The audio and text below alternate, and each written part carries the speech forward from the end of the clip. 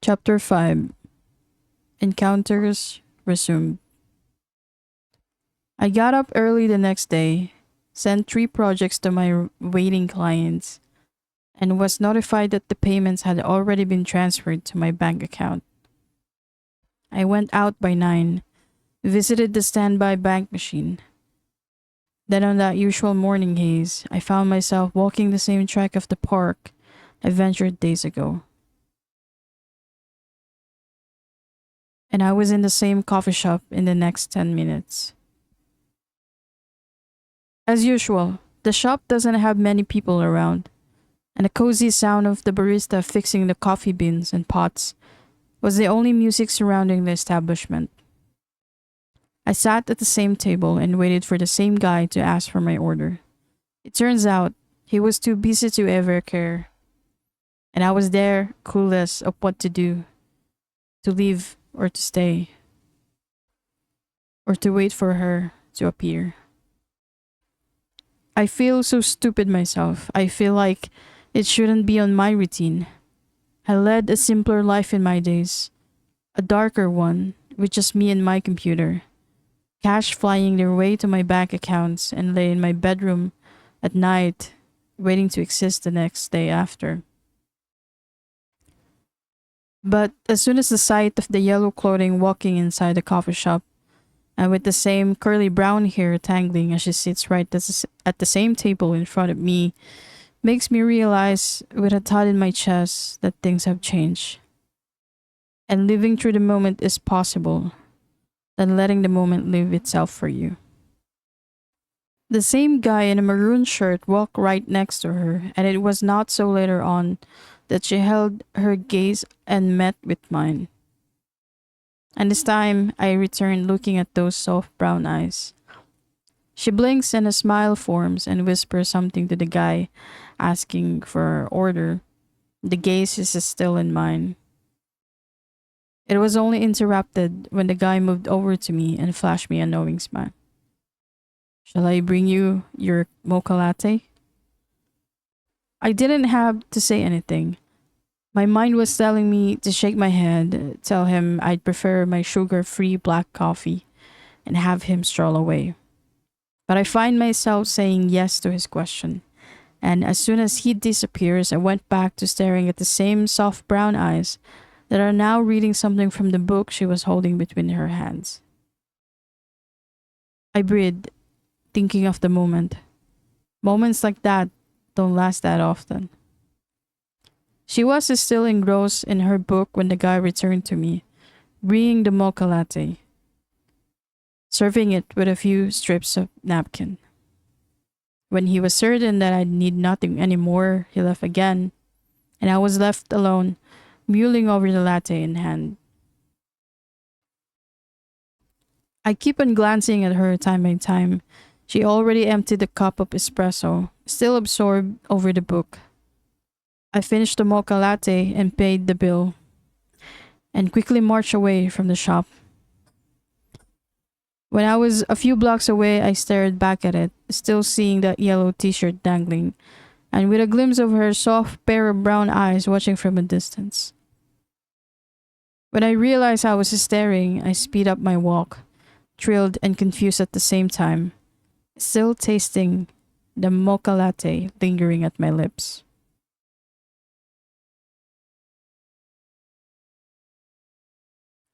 I don't know what got into me, but I find myself entering the same coffee shop 3 days later, maybe with the hope of seeing her once again.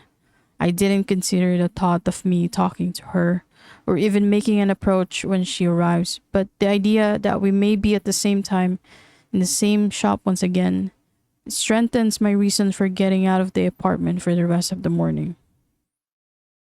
The same guy brought me the usual mocha latte, and after leaving me again with a few straps of napkins, he retreats back to his counter. I didn't know why I could see her walking towards the shop, lightly pushing the transparent swinging door and sitting at the same table she'd occupied a couple of days ago. The fact that I can envision all of this struck me as odd. It has been a long time since I have been like this.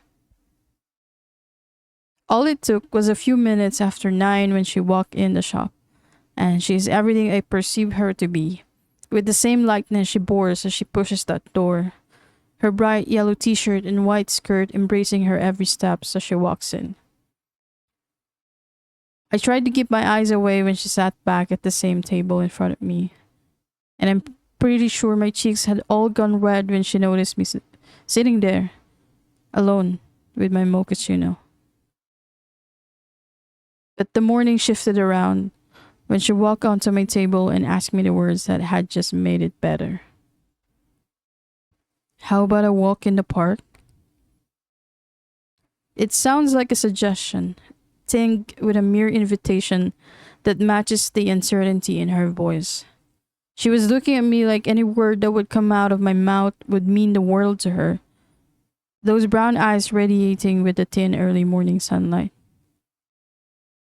I should say no, but as her eyes continued to battle with mine, and with her chest rising in soft up and fall within her t-shirt, I knew we weren't strangers inside. With the presence of the coffee, the place, her eyes, the way she looks at me, the way I was holding myself, I was fully sold on saying no. But when she smiled faintly again, I felt sure. I felt sure that I would miss a big part of something on this day if I let the memory of this encounter slip away. I took one last look at her before standing up from my chair, leaving the cup of mocha empty, and I followed her. We were accompanied by the soft bell of the door outside, the breeze swaying her brown hair into a little dance. I should be where I'm supposed to be now at my table at home. I should be watching, creating multiple adjustments, some templates I long ago created for different clients, and not be here. But it's when she starts talking. It feels somehow good to be outside.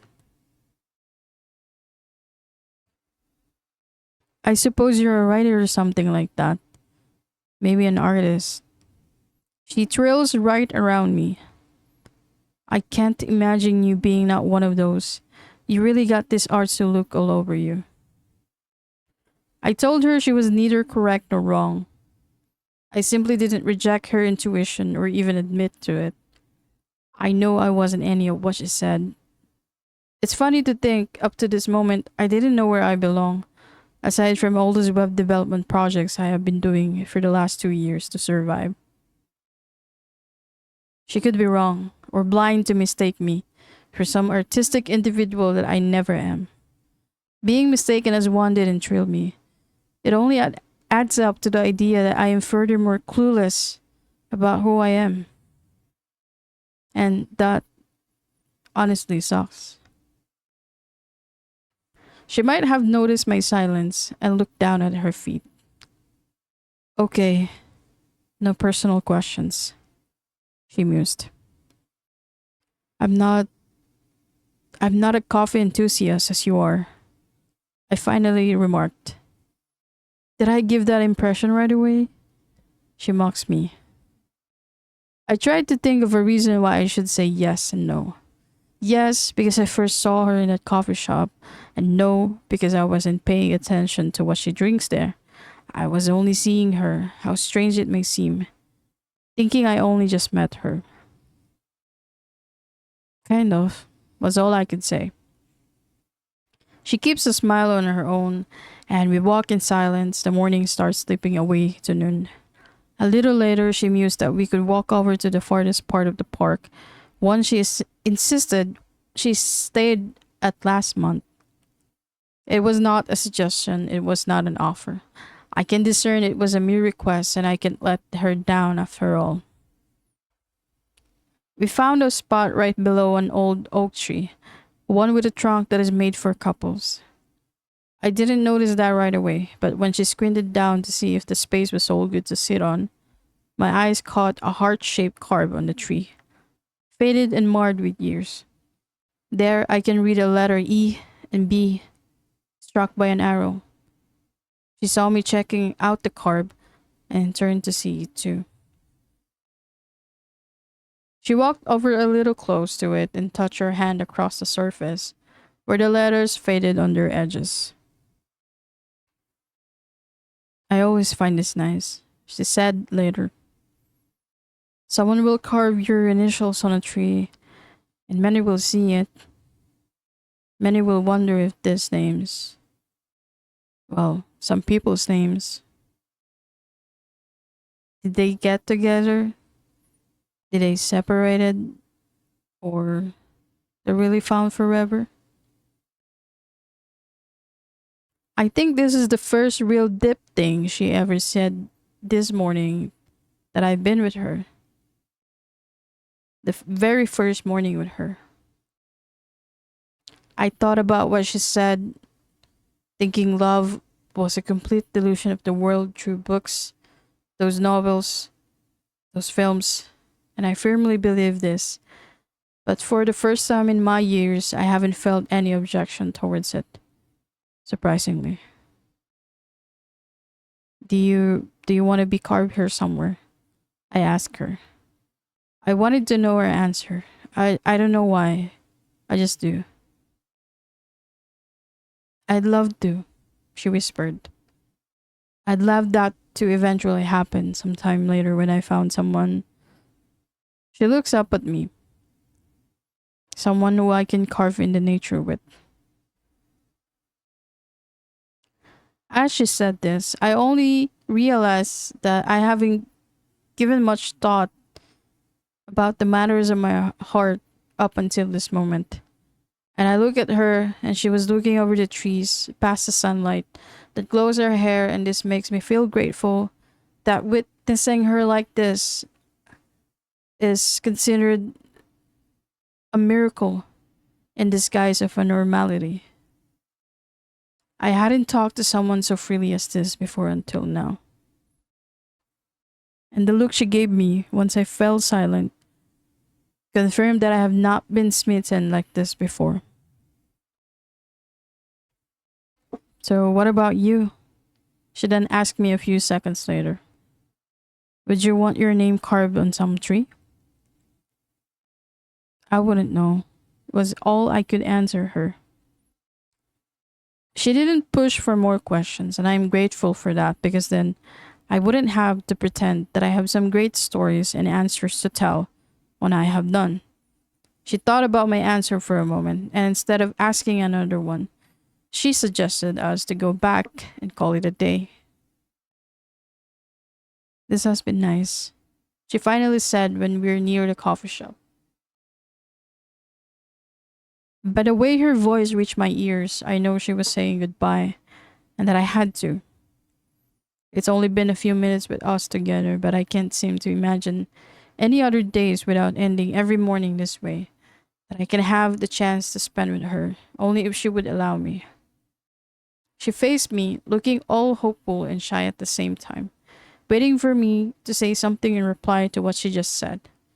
But I didn't say a word. I just looked at her and wondered what I did to deserve a morning walk like this with someone like her.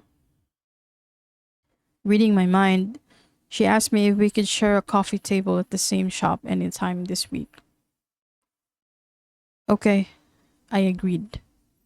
Even though I wanted this to be a short-lived friendly interaction with her, my heart isn't recognizing anything short-lived at this moment. I can see my days with her, even each morning, and for the first time in years, I wish for someone to feel the same way as to me as well. And her eyes told me that she does. Then I'll see you tomorrow then? She inquired a little later. Sure. She smiled and she said that she had to go the other way, pointing to another street down the city. She said she needed to be at some place in an hour later. Where could she be, I wonder? But I didn't voice it out. I find her asking this completely unnecessary. She bid me goodbye and I did the same, and she got to walk first and I got the chance to watch her stroll away. I never had the pleasure of watching someone walk away. I thought that they're a scene most people despise in movies, in books, in theaters, in everyday lives. But this one is different.